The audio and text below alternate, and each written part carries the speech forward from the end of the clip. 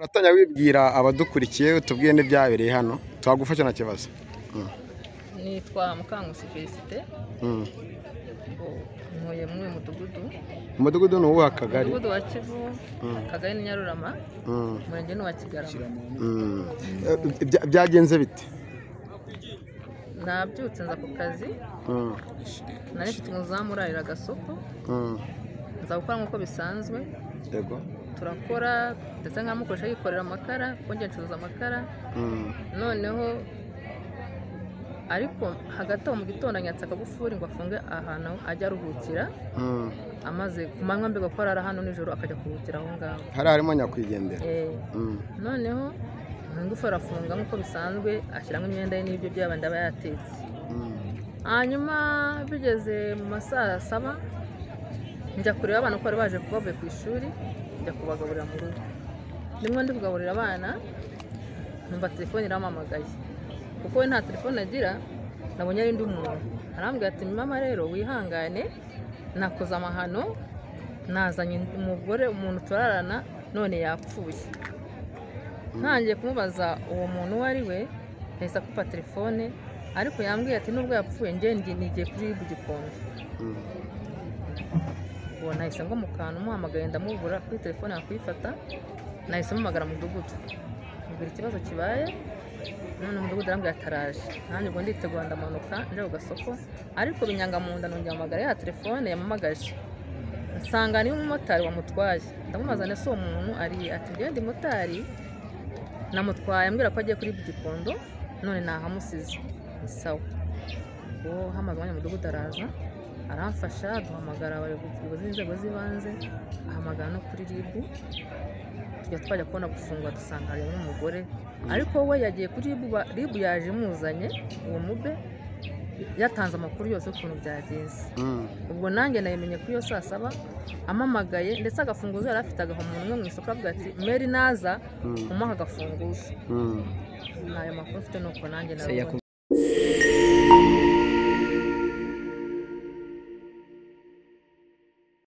Ibihe byiza ko ukurikira Kigali News 500. Nizere ko umeze neza mu bice bigiye bitandukanye udukurikiriramo, dusura abatandukanye mu bice bigiye bitandukanye by'isi cyangwa byo ku mpande zose y'isi. Turabasuhuje ni inkuru ingezeho aka kanya, aho nari nibereye mu bice bigiye bitandukanye bya Nyamirambo, aho mu kagari ka Kivu mu mudugudu wa Kivu, mu kagari ka Nyarurama mu murenge wa Kigarama mu karere ka Kicukiro.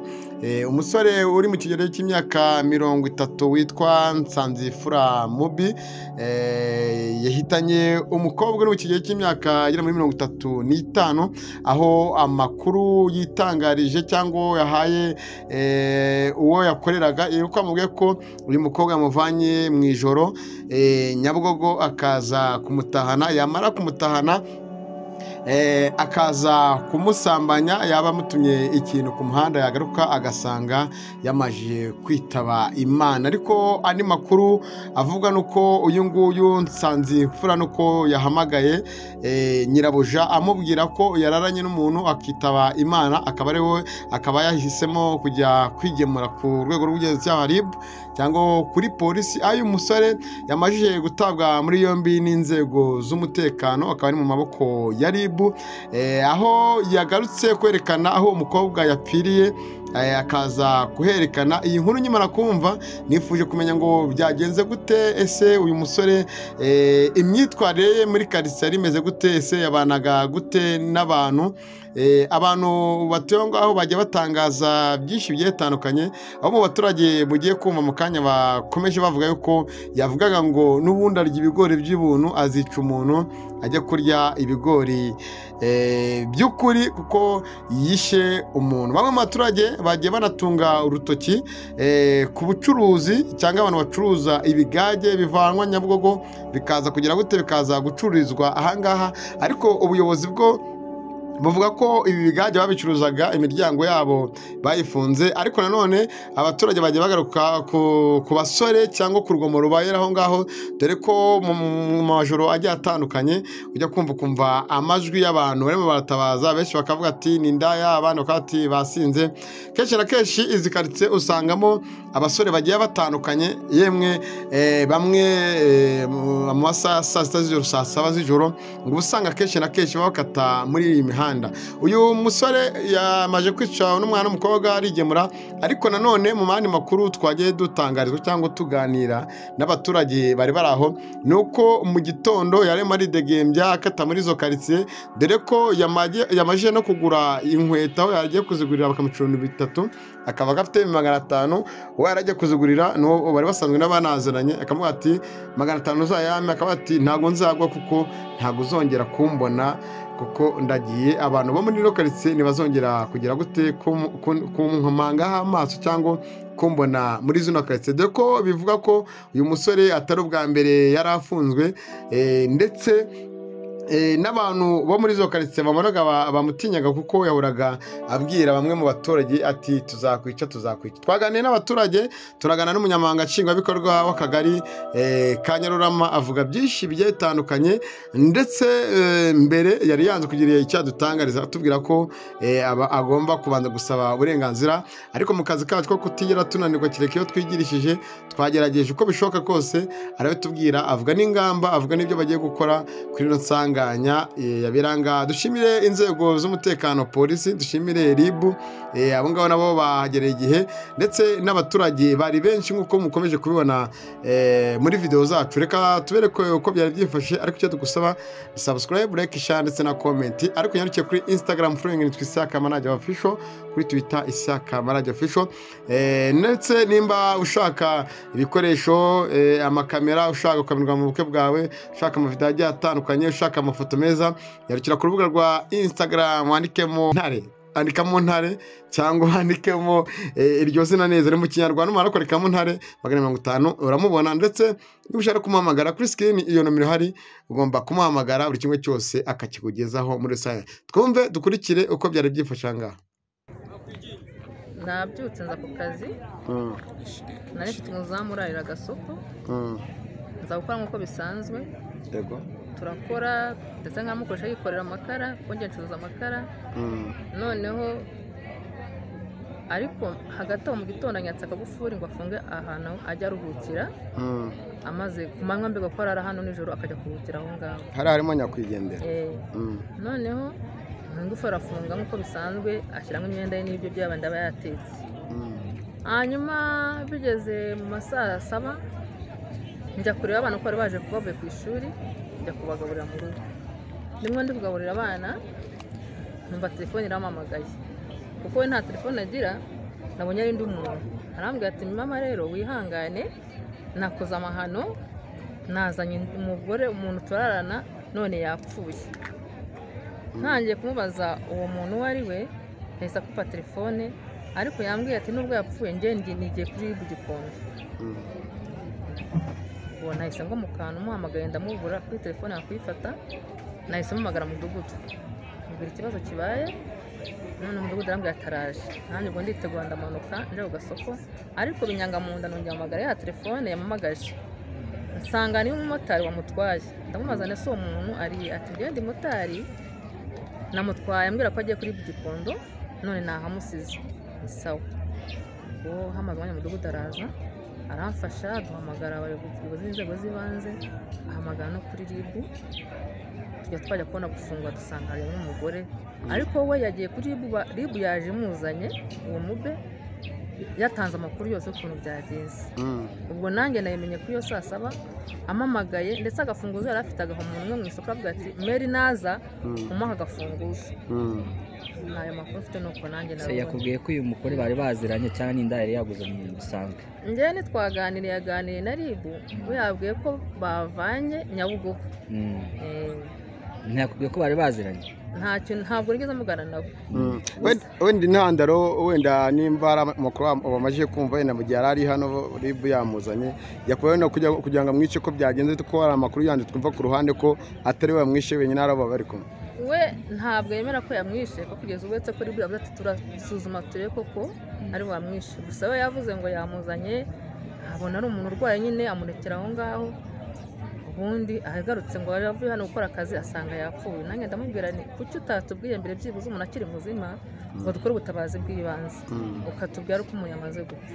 yamuzanye nk'umugore we yamuzanye nk'umugore kuko bari basanzwe baziranye ntabwo mbizi gusa yatega akanya ko kunywa ibigage iyi modoka kivuberiti iza ahangaha ntabwo nzi n'abasanganye gusa ribu yamubajije ayibwira ko yitwa Claudine hanyuma mwebwe mwabashije kugera aho uwo murambo wa nyakwigendera uri umeze ute urambaye uri hasi yatubwiye ko yagerageje kumwambika biramunana hepfo harambaye yanamworoshe kuko harimo utumatora aryamagaho hano hari ibiryo aho yategaga ibyo yatetse haruguru niyambaye kuko mu gituza hagaragaraga amabere yagerageje kumwambika nk'umuntu wapfuye biramunanira ariko hepfo hariho ashobora kuba yambaye ijipo ntabwo twavanye uko bategereje ko ambulance iza bakabona kubikora buri gihe cyangwa mu masaha akuze ya nijoro twumva amajwi y'abantu barimo barataka basaba ubutabazi ubundi ikijyanye n'umutekano wa hano cyangwa abaturage ibyo bitwara uratubwiraho iki?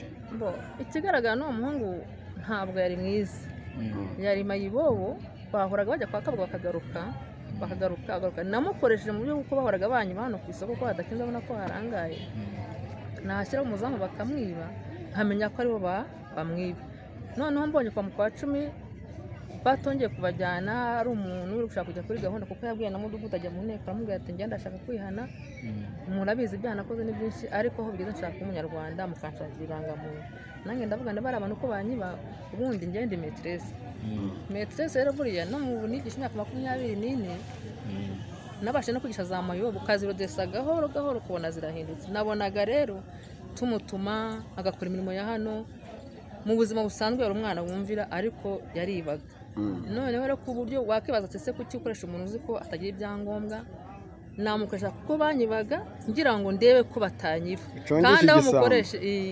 kandi aho mukoresheje ntabwo banyibaga ubusanzwe akoresha ibiyobyabwenge hari ibyo wajyaga ubuze usibye inzoga hari ibindi biyobyabwenge wabonaga inzoga uwo muhungu ntamwe itabi ntatabanywa na n'umuryango ko namucekinze igihe kirekire anywa inzoga n'abigage byana bacuza mu cyumati hari abandi bantu wabuze bagendana nawe ikikundi cyo wabuze yenda ukavuga atagenda n'abantu bameze gutya abo bagendanaga rero tugatimba ati baramufunze ariko gukora umukwabo mu minsi ishize baramujyana nawe twaga mu nyama barabajyanye ha zindi mbobo ziri hano yitwaga nde yaramaze igihe kingana iki muri no quartier yitwaga Nsanza bari mubi ndumva iyi quartier ntabwo na myaka yimaze no kuko ngiye nageze Kigali 2007 nka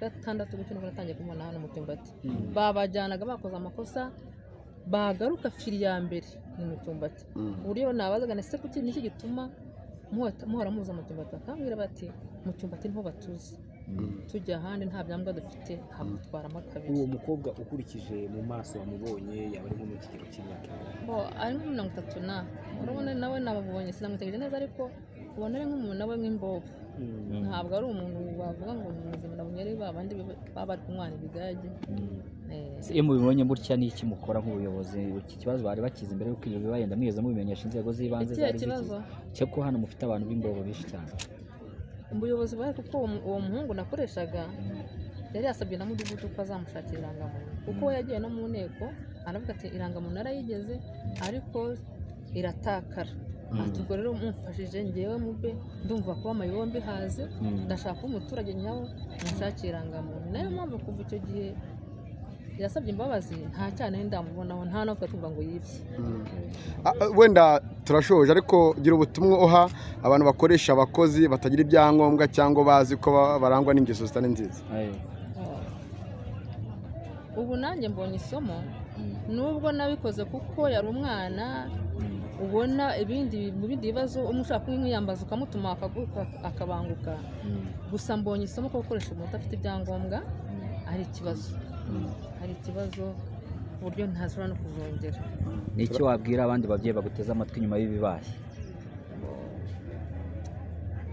kubyerekeye iki kubyerekeye n'uburyo mu byakire kuko ukoresheje umuntu akaba yakoze amarorerwa akaba nta adresse wari ufite wowe wabyakira bite n'icyo wabwira abandi babyeyi kugira ngo bajye birinda aya makosa gukoresha abantu ibyangombwa kuko bishobora kugukora akagira ingaruka ndende kuko njye Imana yandengeye abasha kwijyana kuri RIB avuga uko byagenze ariko urumva ko iyo nza kumukoresha agahita acika nanjye nawe mfite ikibazo icyo nagira inama bagenzi banjye bashaka gukoresha abakozi no bakoresha abakozi bafite ibyangombwa kugira ngo babashe gukemura ibibazo biri murakoze amazina yawe?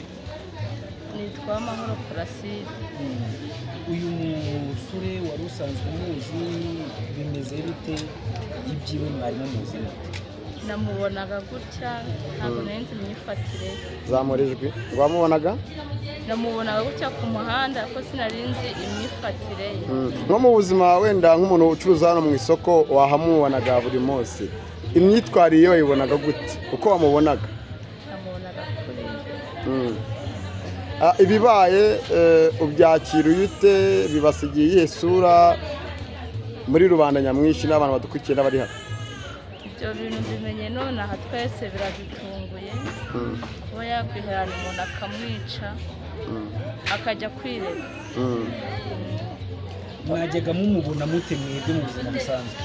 Twajyaga tumubona tuvuga ko dukorera ku muhanda akavuga ati ngiye ngo nakwica umuntu ntabwo nzongera gufungirwa ubusa, bya ibigoye bya leta mbiririye ukuri, ibyo yajyaga bitubwira. urumva ko yahoraga nyine abyigamba cyangwa avuga ati sinzongera kurya ibigori by'ubusa, ngomba kuzafungirwa kwinisha umuntu. Iryo jambo yararivuze. Ayo makuru mwaba mwarigeze muyatanga wenda mu buyobozi mutari ko mugenzure bimeze kubera ko yahoraga yasinze, twe tuzi ko ari inzoga yanyweye atabigambiriye. Hanyuma nk'abantu mukorera muri ino soko, nk'abantu muhora hano, imyifatire cyangwa imyitwarire y'abantu mubona badasobanutse muri ino karitsiye, mubivugaho iki? Iri soko narikoreyemo cyebu ntabwo nyiririmo, mba ndi hano ku muhanda nkujyaga dusanga. Hari abantu bavuga ko yakundaga kunywa ibigage n'abaza kuhamureba, ubundi inzoga z'inkwano zitungwa agatoki hano muri ino karitsiye urazizi cyangwa nawe ubyumva gutya? Numvaga ngo ni ikigage ko ntabwo agikuraga inaha, bagikuraga mu nce za Nyabugogo. ari naho yakuye uyu mugore?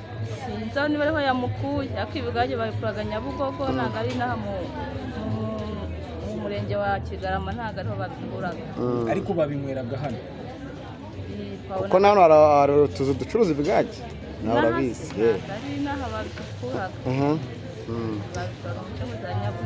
Gira noneho ubutumwa uha abantu badukurikiye, cyane cyane abantu bakoresha abantu batagira ibyangombwa n'abantu badasobanutse muri rusange. Hari ukuntu ukoresha umuntu ugira ngo afite ibyangombwa, nyuma haza ikibazo ugasanga nta byangombwa afite, bajya bihuta kubaza ibyangombwa munyahantu abavuka. Urakoze cyane. Mugabo aratangiye twibwira. Kanyandwi Emmanuel, mpamvu mpagaze hano nuko naje kureba umuntu ngo wapfiriye hano. Amakuru asanze ni ayahe, byumvira hano ni ibihe?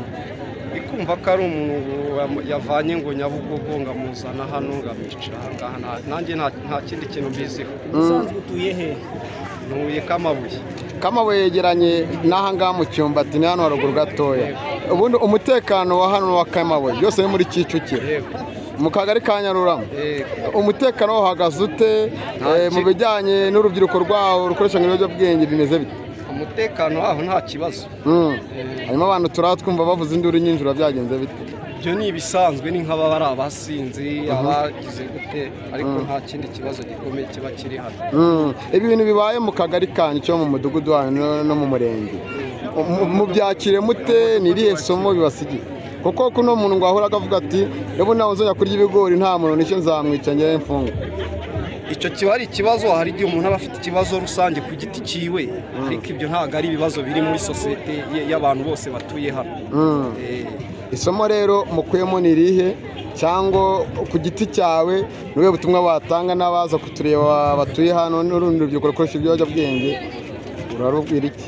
Icyo narubwira, niba yakoreshaga ibiyobyabwenge cyangwa hari ikindi kintu yakoreshaga nk'urubyiruko, icyo narubwiraho inama ni uko rwakirinda gusa nta kindi, kuko ibiyobyabwenge bikoresha umuntu ku giti cye, nta muntu ushishikariza undi kunywa ibiyobyabwenge. Urakoze cyane. Kangane n'uyu mugabo uyu hakurya yo hakurya bro, bimeze bite? Ni mwebwe ibintu ni wane? Urakomeye? Ndakomeye. Oya, ko babirakariye mu kwitani. Urakoze Kevin. Uriya muvandimwe yabaga mu duce nawe uherereyemo, wari umuzi iki? Ari muzi Nyamagabe. Zamurizwe ngo yari umukarani hano mu Kibumbati. wari umuzi iki? Nari nzi ko ari igisambo nta kibazo. Wazi ko ari igisambo? ikintu cyo kuba yanywaga ibiyobyabwenge kigarukeho gute? Yanywaga itabi, yanywaga n'inzoga ziraza ibisindisha. Izo nzoga z'ibisindisha hano muri iyi karitsiye zihagaze gute? Zihagaze nabi. Oya ni nk'izihe muri rusange? Hari ikigage cya Nyabugogo mu Kiderenga bazana hano. hari na ziraza 500 z'imirambo. Hari ikigura ya miravu igura senyise nayo irica. Ya imiravu imeze nk'urwabo. Keve we ntabwo ujya usomaho? Oya uyu ni bazina wawe. Ukora iki? Yewe ndi umukanya nanjye mu cyumba. Urakoze cyane. Vugisha umumama. Mama wiriwe neza? Mumfatire umubyeyi agaruke hano. Wiriwe mama? Wiriwe. Ntabwo ari njyewe. Nawe ubatse mukwereke yaciki. Bagiye gushaka amakuru uyamufatana.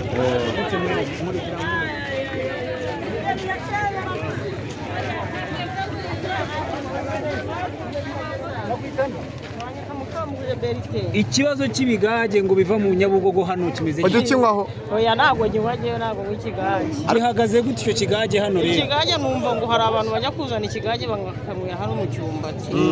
Harimo uriya mwana witwa Mube. Uwakinyweye mu mumenya mutatandukanye. Ubona yasinze ari kujya sizora mbese yasaze yasizuye. Mubo tuzi muriya mwana Mube. Mube byagendaga biti iyo yabaga yakinwe? Iyo twabonaga yasinze yatukaga abantu bose, rimwe na rimwe akavuga ati ngewe nzakwica. Ibyo ngibyo twari tubimuziho, ahanini akaba ari n'umujura. Ajya kwitanga kuri polisi aho muri RIB yabanje kuzuye kugura inkweto. Agura inkweto yaziguza kubwira iki? Ngewe ndi umucuruzi ucururiza muri no karitsiye.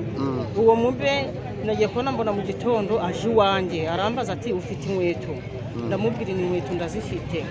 Arambwira ati nangahe mu 2003, arambwira ati ni 2005 niyo mfite. Ndamubwira ni rero naga inkweto zigura 2005 zigura 3 ndagukopa 5 isa uzayama. Arambwira ati mi inkweto ngo 2005 5 isa nayo nzaguha kuko ntago uzongera kumbona. Ese byagenze bite? Ati mu ndevu bwa nyuma n'ubwa mbere ntago muzongera kumbona, ahubwo mu inkweto vuba ntege moto nigira igikona. Nibyo namwumvishe. Ibyo kuba yari yavuze ko azica umuntu agafungirwa ukuri byari byo isi yo yabaga yasinze? Byari byo iyo yajyaga aba yasinze iryo jambo ryamuhoraga mu kanwa ati nge nzica umuntu. Cyane ku muryango wa hari iwanjye hari n'umusaza yahatukiye witwa Zakariya aramubwira ngo nzakwica. Ayo makuru yose kuki mutayatanze? Mwumvaga nta kinavuze? Twarabivugaga twabibwiye n'ubuyobozi burahagera. Icyo gihe abwira uwo musaza ngo azamwica, ubuyobozi burahagera buravuga buti tuba tubimenye turagumya tumwica. Burongo yari akwivuganye byagenze bite? Oya ndagufasha nta kibazo. Nakubaho. Banyita niyo nkuru Olivier. Yego. Yemvuka hano Kicukiro Kigarama. Umuntu bita Nsanzaba hari Mube rwose. Ibi bintu yari yarabigambiriye we muri we ntacyo mpfa nawe simuzi twamenyanye tugeza. Ariko umuntu bita Mube ingeso yo kwica rwose yamubagamo kandi akenshi yabivugaga we muri we afite volute iri kubimuvugisha. Nagariwe ku giti kinange ubwo nyine agiye kugama muri isoko bavuze ko yarindaga imvura irimo iragwa. Hari nijoro mvuye Nyamirambo mbona nyine imvura ari nyinshi navuga ati njya kujya nyagirwe ejo nzajya kwivuza reka mbe nugamye muri iri soko. Aba batuye ifuni gutya magazi. Oya byagenze bite? Afashe isukamo hari ifuni. Sinzi niba hano muri mwe harimo abazizi ariko bazi ko zihinga. Siko bimeze. Umuntu bita Mube rwose kumujyana yari yarazengereje abantu. Byagenze gute ibyo? Yaje kurangira ko nkubita ifuni.